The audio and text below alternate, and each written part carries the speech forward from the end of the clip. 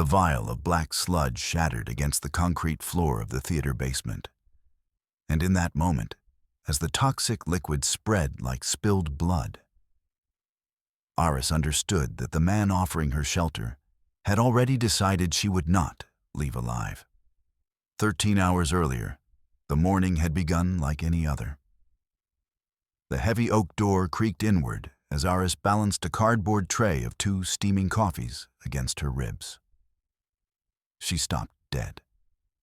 A large square box wrapped in brown butcher paper sat squarely on her green desk blotter, centered as if placed by someone with precision, with intent. Her breath caught. The dust motes danced in a single shaft of gray morning light streaming through the office window. Fluorescent lights hummed their tired song overhead. Aris set the coffees down with deliberate care. The cup rings stained the blotter. She didn't notice. Her right hand, nails bitten short, moved toward the package. Her fingertips found the twine. She ripped it with a sharp rasp that seemed to echo through the empty office. The butcher paper tore, falling away in brown strips. A white cardboard box emerged underneath. No return address, no postal markings, no hint of its origin. She lifted the lid. The scale model inside gleamed in the morning light. 1 to 50, every brick hand-painted, every detail surgical. The majestic theater, the pride of their town, the landmark that had stood for 70 years, reduced to 8 inches of perfect miniature. The tiny marquee read in letters no taller than her fingernail. S.H. The truth is staged. Aris's jaw went slack. Her thumb ran along the base of the model, tracing the wooden seams with the obsessive focus of someone searching for a hidden switch. A pressure point. Anything. Her nail caught on something, a slight irregularity in the wood. She found it. A tiny carved gargoyle on the roofline, no bigger than a grain of rice. Her fingertip pressed it. A click, sharp, metallic, perfect. A drawer slid open in the base, 2 inches. Smooth wood on wood. Inside, nestled in velvet, was a small black leather-bound diary with a brass padlock. The cover was embossed with initials in fading gold, S.H. Samuel Halloway, the town's late mayor, dead for 3 years. Aris's hands trembled as she carried the box to her desk. She sat without removing her coat. She didn't turn on the desk lamp. The gray morning light was enough. She held the diary, feeling its weight. The leather was worn, soft from decades of handling. The brass lock was cold against her thumb. Outside, the college campus began to stir. Footsteps echoed in the hallway. A student laughed somewhere distant. The world moved on, indifferent and loud, while Aris sat in the gathering dusk of her office, holding a dead mayor's secrets. The coffee went cold. By 6 o'clock, the campus had emptied. Aris had left too, moving through the afternoon in a state of distracted motion, carrying the diary in her leather satchel pressed tight against her ribs as if it might explode. The parking lot was nearly empty when she made her way toward her Subaru. Rain had been threatening all day, and now it came. Hard. Sheets of it hammering the asphalt, churning the parking lot into a shallow lake of reflecting street lamp light. Aris sprinted through the downpour, her leather satchel clutched tight, keys jingling in her shaking left hand. Her boots splashed into a deep puddle. Gray water sprayed across the yellow parking lines like blood spatter. The rain blurred everything, made the world soft and terrible. She didn't see him until he was already moving. A figure in a dark rain slicker lunged from between 2 SUVs. A gloved hand reached for her throat. She saw the motion, a blur of black fabric and intent, and her body reacted before her mind could catch up. She dived, and the hood of the slicker brushed her forehead, close enough that she felt the fabric snap against her hair. Her breath came in gasps. The attacker recovered with professional efficiency. Aris swung the heavy box, the theater model, still in its white container, upward with desperate force. It slammed into the attacker's jaw with a sickening crack. The figure staggered back into the side of a Jeep, hit it hard enough that the car alarm started screaming its electronic wail into the rain.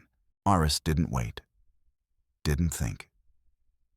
She jammed her key into her Subaru's door, twisted it, and threw herself inside. Her hand fumbled for the lock button. Click-clack, both doors locking. The rain drummed on the metal roof like fists demanding entry. She threw the car into reverse. The tires screamed on the wet asphalt. In the rearview mirror, the figure stood perfectly still, watching her escape, silhouetted against the parking lot lights. Rain-soaked, unmoving, a statue carved from violence. Iris's hands shook so badly, she almost missed the highway entrance.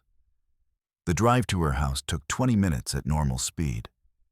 She did it in 12, running red lights, her knuckles white on the steering wheel, her breath coming in short, controlled bursts through her mouth because she couldn't manage her nose. Her house was dark. She left all the lights off. At midnight, she sat at her desk in her home library, 2 bent paper clips in her hands, probing the tiny brass padlock on the diary. Perspiration beaded on her upper lip. The yellow light from the desk lamp created long shadows across the walls. The room seemed to breathe with her, contracting and expanding with each held breath. The lock pops open. She flung the book open to the middle. The pages were filled with dates and chemical symbols, HG, PB, AS, arranged in neat columns beside dollar amounts in the millions. Mercury, lead, arsenic. The periodic table of poison arranged like a ledger. Her stomach turned. She found a map tucked into the back cover, a blueprint of the town's water table. Areas marked Theater Canal were shaded in dark violet ink with the word Depot written over them in different handwriting. Older handwriting, angry handwriting. The last page had a name scribbled at the bottom. Not a signature, not formal, just a name written as if entered casually into a guest book. Consultant, Julian Vane. Julian Vane, her department chair, her mentor, the man who had written her recommendation letter for tenure. The book dropped from her hands. It fell to the hardwood floor with a sound like a closing door. Iris's phone was in her hand before she consciously decided to move. She dialed. The phone rang twice, Julian answered. His voice was casual, warm, the voice of someone waking from sleep. "Iris, it's midnight. We need to talk," she said. Her voice was not her own. It belonged to someone else, someone from a story she was reading. "Now, I know about the depot." She hung up before he could respond. The phone screen went dark. Her reflection stared back at her from the black glass. 2 hours later, she was sliding a credit card into the jamb of the college science lab door. The lock clicked. She slipped inside, and the beam of her flashlight cut through the darkness like a blade through silk. The lab was a cathedral to order and precision. Everything in its place. Everything sterile and cold under the backup emergency lights. Glass beakers caught her flashlight beam and threw it back in fragments. She found the locked refrigerator marked with a fading biohazard sticker. She pulled the heavy fire extinguisher from the wall bracket and swung it like a sledgehammer at the glass front.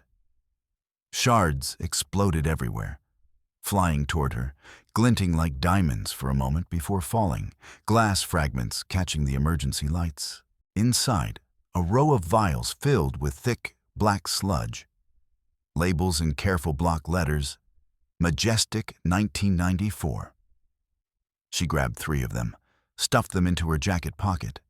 The vials clinked together, a small bell announcing her theft. A shadow fell over her. She turned. Julian Vane stood in the doorway, his silhouette cast long by the hallway lights. He held a heavy brass microscope like a club. His face was pale, his eyes hollow. "You shouldn't have come here, Aris." His voice was the voice of a man who had already accepted that the world was broken, and he was simply managing the damage. "Some things are better left buried." He stepped into the light. "The town couldn't afford the cleanup," he said. Each word was precise, measured. "We did what was necessary." Then he lunged. The microscope whistled through the air and smashed a row of test tubes next to Aris's head.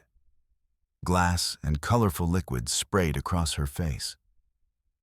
She tasted copper and chemicals on her tongue. She grabbed a bottle of concentrated ethanol and hurled it at his chest. It exploded on impact, soaking his lab coat in clear liquid. Her hands found her lighter, a Zippo she'd carried for 15 years without smoking, and she flicked it open. The spark caught the firelight and reflected in his eyes. She saw the moment he understood. Julian panicked, swatting at his soaked chest. That split second of distraction was everything. Aris delivered a double-palmed strike to his sternum, putting her weight behind it. The force drove him back into a rolling equipment cart. He hit it hard. The cart jumped wheels off the ground, spinning as it fell. She grabbed her bag. The vials.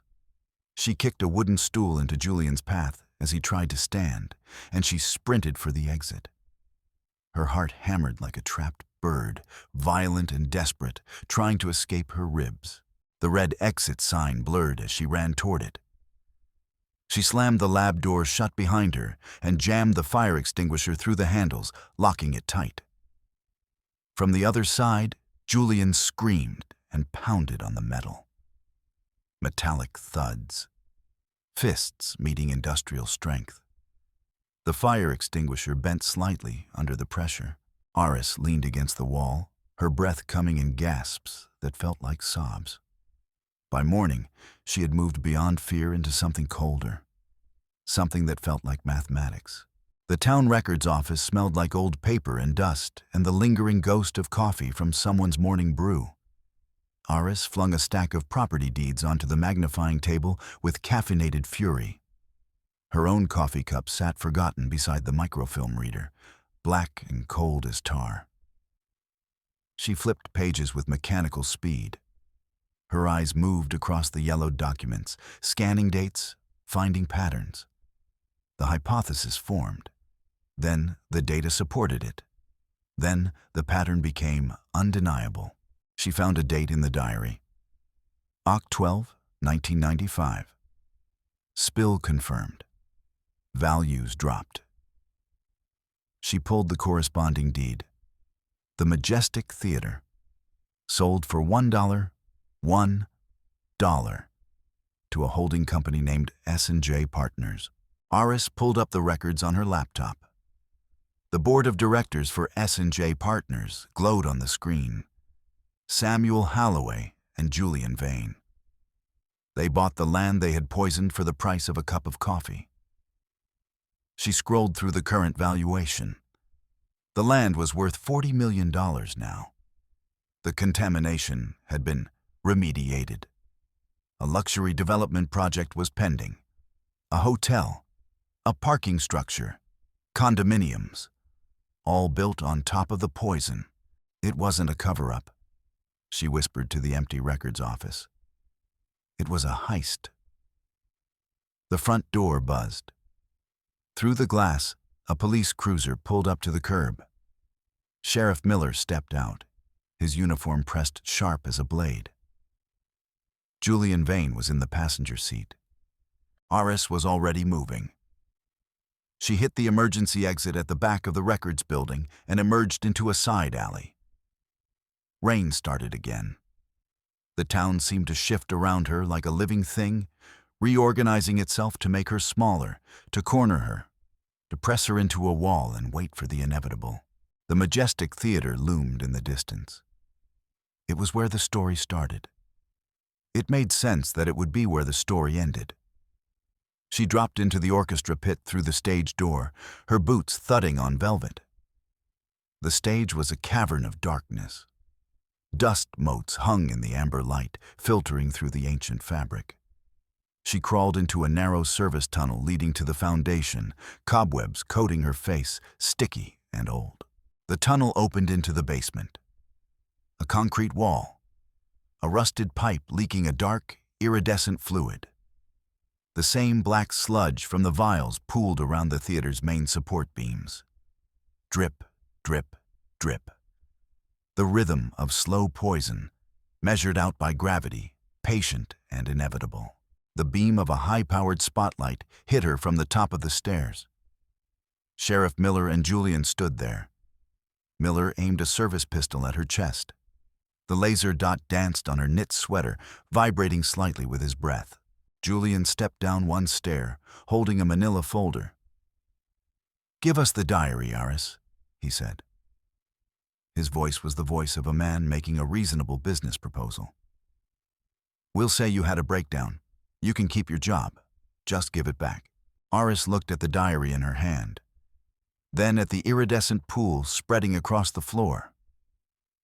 "You didn't just hide the waste," she said. Her voice was steady now. The fear had calcified into something hard and clear. "You're still dumping it. That's why the values stay low until you decide to buy." Sheriff Miller tightened his grip on the pistol.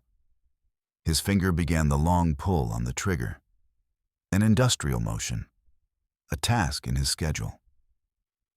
Aris hurled the scale model, the theater, still in its white container, at the leaking pipe. It smashed the weakened iron with a sickening crunch. A high-pressure jet of toxic sludge sprayed upward, catching the sheriff full in the face. He screamed. A guttural, high-pitched sound of agony. The pistol dropped from his hands and clattered on the concrete. His hands clawed at his face, black liquid dripping through his fingers, the majestic 1994 sludge coating his uniform, his skin, his eyes. Aris lunged for the gun. Julian tried to grab her hair, but she kicked him hard in the groin with the flat of her boot. He folded like a closing door, collapsing onto his knees. She scooped the pistol from the wet floor and leveled it at him. "I'm going to the meeting, Julian," she said. Her voice was not angry. It was worse than anger. It was simple statement of fact. "Try to stop me and I'll put a hole in the only brain you have left." She backed away toward the side exit, the gun steady, her footsteps echoing sharply on the concrete. Outside, the temperature had dropped. Snow was falling in heavy flakes the size of pennies. Aris burst through the theater's side door into the biting cold. The flakes swirled in the street lamp light, creating a sense of movement toward something. Forward momentum, escape. A black sedan pulled up. Its headlights blinded her. The window rolled down. Chairman Reed, the oldest member of the council, his silver hair catching the glow of the dashboard lights. His face was worried, urgent, fatherly. "Aris, get in." Julian called the police, but I know he's lying. I've been waiting for someone to find Holloway's book. Aris collapsed into the passenger seat. The leather was warm. The diary was in her lap. The vials, the evidence, everything. "I have it," she said. Her voice broke. "And the vials. Reed, they were trying to kill me." Reed reached over and patted her hand, a gentle, comforting gesture. Fatherly, kind. Then he clicked the child safety locks. The sound was an industrial thunk that sealed everything. He pulled a small silver taser from his coat pocket. "You shouldn't have trusted the man who signed the checks, Aris," he said. His voice was no longer kind. It was the voice of someone explaining a simple mathematical principle. The taser prongs hit her neck. Her body arched with electricity, blue arcs illuminating the cabin. Everything dissolved into white noise and the taste of metal on her tongue. When consciousness returned, She was tied to a mahogany chair in a basement that smelled of wine and mold. A leaky faucet dripped somewhere in the darkness. A furnace hummed its steady song. On a silver tray in front of her, a glass of water and her smashed theater model. Iris's eyes fixed on a sharp shard of miniature slate roof lying near her foot. She tilted the chair, her muscles straining against the pane, until she could hook the shard with her shoe. The mahogany creaked with her weight. She brought her feet up and grabbed the shard with her teeth, then dropped it into her bound hands behind her back. Scritch, scritch. The slate edge worked against the thick plastic of the zip ties. Her wrists bled. She continued. The tie snapped with a sharp pop. She ripped her hands free and dove for her bag in the corner. The backup vials were still in the secret inner pocket. Her phone was there too, cracked, barely functional. But the live stream button on the Facebook app still glowed. She checked the time. 7:55 a.m. The town meeting started in 5 minutes. She pressed the button. The app connected. She rose from the basement, leaving the mahogany chair behind like a shed skin. The town hall double doors were heavy oak. She hit them at a run, and they exploded inward. Iris stood in the doorway, covered in dust and blood and black sludge. She held a vial high in one hand and her phone in the other. The bright TV lights of the local news crew swung toward her like searchlights. The room fell into a silence so complete, it felt like the world had stopped. She walked to the podium, shoving the microphone toward her mouth. "Look at your screens," she screamed. She held up the vial. The black sludge swirled inside the glass. "This is the clean soil under the majestic theater. It's 40% mercury. It's poison. It was always poison." Chairman Reed, seated at the center of the council table, went ashen. His gavel was suspended in midair, frozen by shock, by the sudden inversion of everything he had assumed was safe. Chairman Reed and Dr. Vane didn't save this town. Iris's voice thundered through the speakers. They poisoned it so they could buy it, for nothing, and they got rich off it. Julian tried to run. A mechanic and a teacher, townspeople who had lived in the poisoned shadow for 28 years, grabbed him by the arms and slammed him down onto a wooden bench. The bench cracked under the impact. Iris played the recording from her phone. Reed's voice filled the hall, distorted but clear. "Trusted the man who signed the checks, Iris." Reed collapsed into his chair, his face in his hands. The live indicator on the screen flashed red. 1 month later, the morning sun was bright and peaceful. Iris sat at her desk, her arm in a clean white sling, gluing together the pieces of the smashed theater model. The birds sang outside her office window. The glue dried slow and permanent. She noticed a small, handwritten note stuck to the bottom of the gargoyle's base. She peeled it off with a pair of tweezers. The paper was thin and old. The note read, "To my daughter, build a better town than I did. S.H." Iris's eyes welled up. She looked at an old photograph on her desk. Her mother, who had died when Iris was 12, who had never told her father's name. She set the gargoyle back on the theater roof. The model was nearly complete now.